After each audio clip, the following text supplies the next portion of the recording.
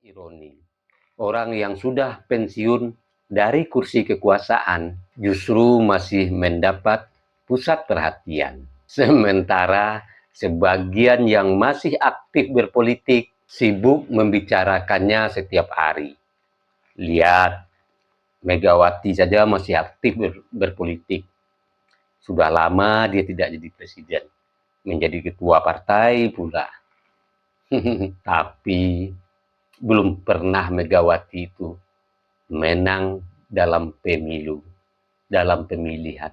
Ketika orang-orang yang kalah, yang gondok, yang kesal karena Pak Jokowi masih tetap dicintai rakyat, bukankah itu pengakuan yang paling jujur? Karena tidak ada seorang pun yang takut kepada orang yang tidak berpengaruh. Tidak ada seseorang pun yang panik terhadap sosok yang dianggap sudah selesai. Semakin keras mereka berteriak bahwa Jokowi tidak penting lagi, semakin rakyat bertanya, kalau memang tidak penting, kenapa terus dibicarakan? Kalau memang sudah selesai, kenapa terus diserang? Langkah kakinya saja mampu membuat begitu banyak orang gelisah. Dan biarlah kami